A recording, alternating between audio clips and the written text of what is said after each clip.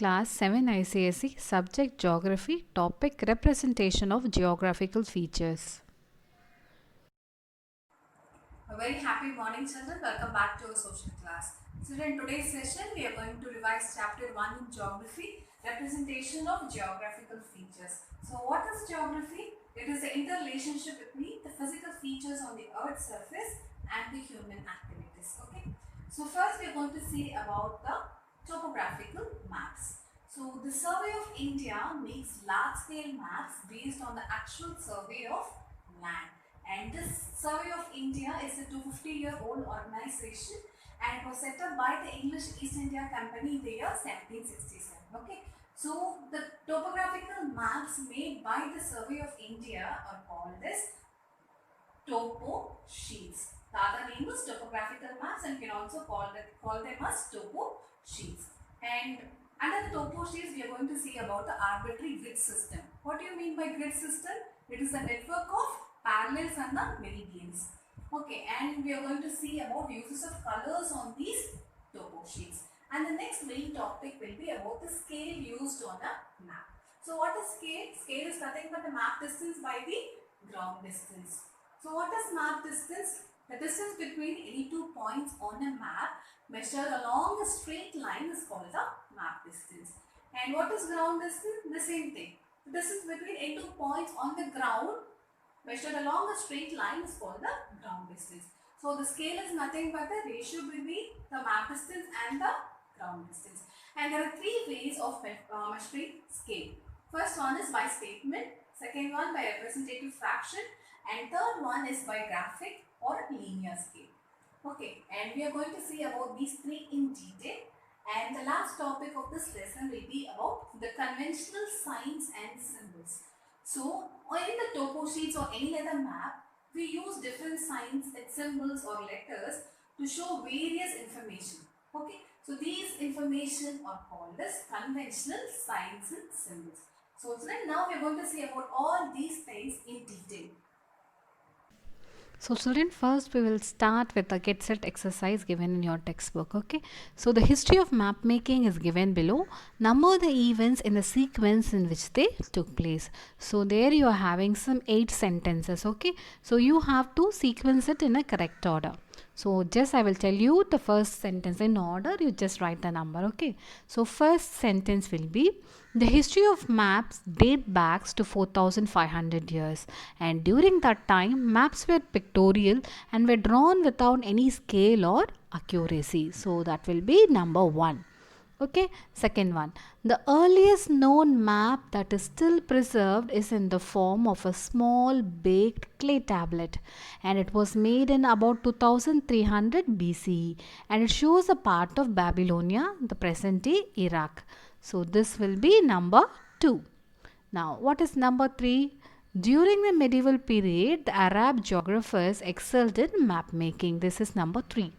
And fourth one, Gerardus Mercator was the first to draw a world map in 1538. Okay, so this is sentence number 4. And next one, modern map making was started by the ancient Greeks, and Ptolemy in the 2nd century CE was the first to make a collection of maps called Geographia. So this is event number 5. Next one, event number 6. Later, the first modern atlas, Theatrum Orbis Terrarum, was published in 1570. Okay, so this is the 6th event. Next, the 7th one. The introduction of aerial photography in the 19th century started a new phase in landform service which enhanced in map making. So this is the 7th event. Now the last event. Remote sensing was introduced in the 1970s, and it led to the development of Geographic Information System or GIS. So this is number 8, the last event. So can I repeat the numbers from the beginning? So the number order will be 4, 5, 8, 6, 1, 3, 2, 7. Okay, I'll repeat again. 4, 5, 8, 6, 1, 3, 2, 7. So first we are going to say about the Survey of India. So the Survey of India makes large-scale maps based on the actual survey of land, and these maps are called topographical maps or topo sheets. Okay, and as I told you, The Survey of India is in charge of surveying and mapping our country, and it is a 250-year-old organization set up in 1767 by the East India Company, and between 1802 and 1871 it had surveyed and mapped the entire Indian subcontinent. Okay, children.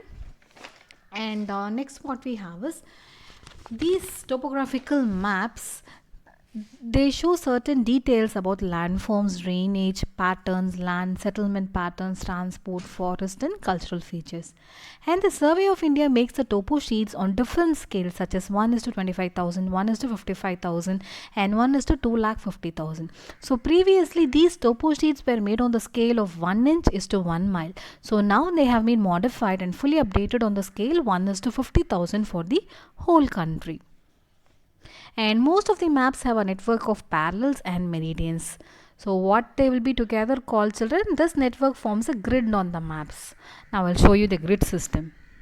So next we are going to see about the grid system. So we already know the network of parallels, that is the lines of latitude, and the meridians, lines of longitude. This network forms a grid on the map, and this grid is useful to find the correct location of the place on the earth.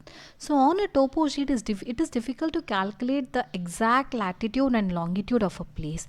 To solve this problem, a set of vertical and the horizontal lines are drawn in red. Okay, as you can see in the picture, these lines also form a grid and a network of squares, and this is called as the arbitrary grid system. Can you understand, children? The vertical and the horizontal lines will be drawn on red in a topographical map. These lines also form a network of squares as seen in the picture, and this is called as the arbitrary grid system. Okay, then we'll go on to use of colors on a topo sheet. So children, now we are going to see about the use of colors on a topo sheet. So many colors or tints are used on a topo sheet to represent different physical, economic and cultural features. And the meanings of colors used on a topo sheets are as follows. So blue is used to show water bodies, and it includes oceans, seas, lakes, river, ponds and wells. And red is used to show settlements, and it includes roads, tracks and arbitrary grid system. And yellow is used to show cultivated areas. Then brown color is used to show contours, and they are numbering in form lines, and is also used to show sand dunes and sand hills. Okay, hills of sand are called as sand dunes. And what is a contour, children? What do you mean by contour?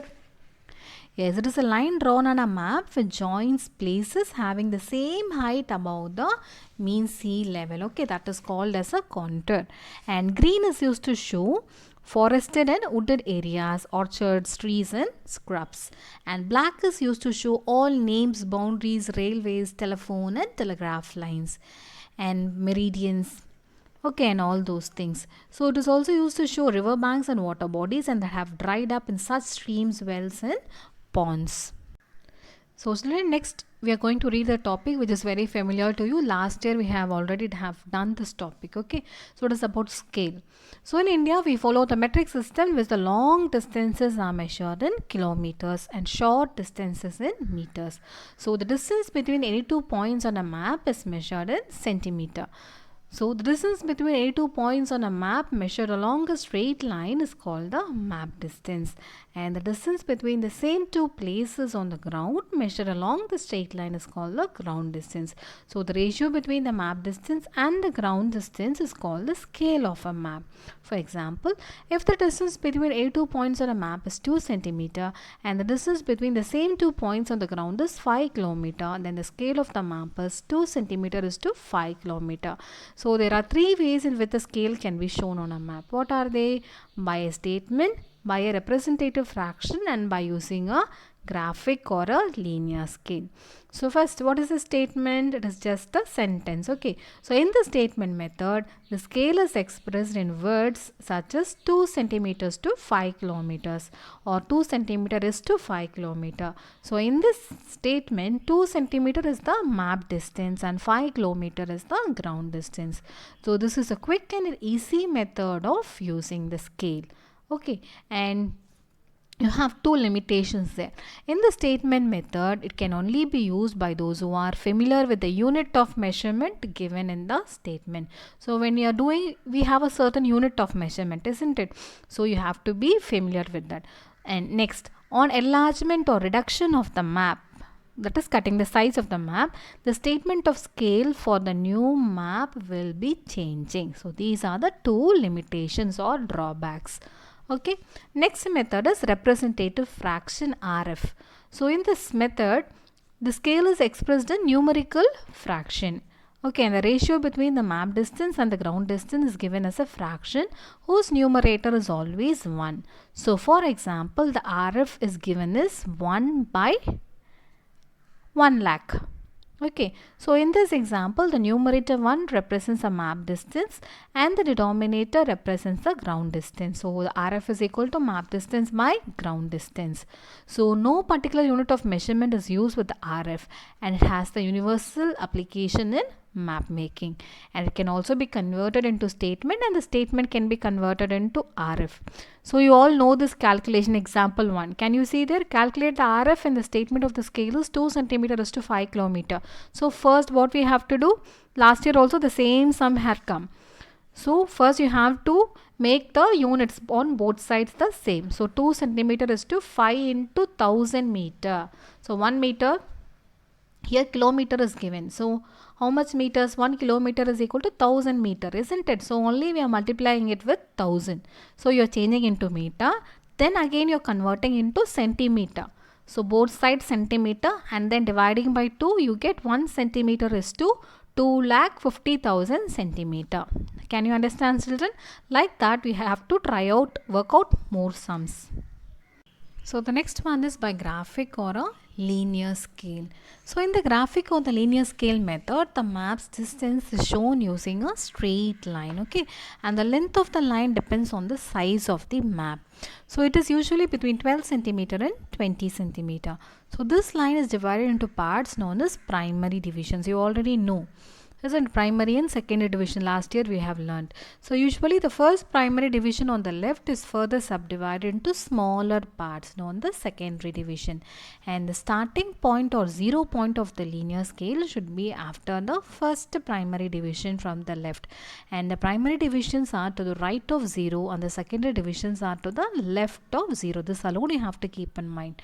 Okay, and the linear scale is useful to measure the distance directly from the map, and it also gives the figures or values of the corresponding ground distance, and the linear scale remains correct even after the enlargement or the reduction of a map. Okay, and next one is measuring distances on a map using scales. So distances can be measured on a map using a straight line or a curved line. So how can we do that? Now let's see. First one, measuring a straight line distance. So the straight line distance on a map can be easily measured using a strip of paper with a straight edge. So in the previous video which we have started in May, I have sent the video session for all these. So you can just go through that. Okay. So the straight line distance on a map can be easily measured using strip of paper. So first we have to mark the points A and B between which the distance is to be measured. And now place the edge of the strip of a paper along the line AB, and you have to mark the limits of distances on the paper. Now you have to place the paper along the linear scale and read the map distance, and the distance between the points A and B can also be measured using a divider. Next one is measuring curved line distance. So the curved line distance on a map such as a river or a winding track or a road cannot be correctly measured using a strip of paper. So the previous method will not be followed here. Therefore, a thread is used. So the curved line distance can be measured in the following way. So first we have to mark the points A and B between which the distance is to be measured. Next, place one end of the thread on point A and then move the thread along the curved course. So while your mother is putting rangoli on your house, how she will be doing? They will be using the thread and they will be drawing the curve, isn't it, like that? So now place the thread along the linear scale and read the map distance. So here an instrument called the oppisometer can also be used to measure the correct map distance, and the ground distance is indicated on its dial. Okay, now there is a quick quiz given there. Okay, so the network of parallels and meridians on a map is called dash. What it is called? It is a grid. And second one, on a topo sheet, green is used to show cultivated areas. Is it true? No, it is false. And mention three types of ways to represent scales on a map. What are the three ways? By statement, by representative fraction, and by graphic or a linear scale. Next one, in RF, the numerator and the denominator represents the ground distance. Which one? Which represents the ground distance? The denominator. Now, how is the map distance represented in graphical scale? So, in graphic scale, the map distance is represented by using a straight line. Okay. And a final topic will be about the conventional signs and symbols. So maps are used to record and show a variety of information such as political or administrative boundaries, relief features, drainage patterns, climatic conditions, distribution of resources, distribution of population, means of transport, and location of settlements and other social and cultural features. So although a map does not have enough space to accommodate the actual size and shapes of various physical and cultural features, but a map without these things is less informative. So thus different signs and symbols are used to show various information on a map. So can you all see the list here given in the table? Number of signs and symbols for all those things. So children, you have to draw and you have to learn it. Okay, so these signs and symbols are called as conventional signs and symbols. So the meanings of the conventional signs and symbols are explained in a key or a legend on every topo sheet. So we must know the conventional signs and symbols used in the topo sheets in order to study and analyze the information given. So the conventional signs and symbols is as shown in figure 1.2 in your textbook. Please go through it, okay? And it is used by the Survey of India on the topo sheets. So children, now let's discuss some objectives from your text. So the survey trees are shown in what color? It is shown in black, okay? Second one, the dash of a map is the ratio between the map distance and the ground distance. It is the scale.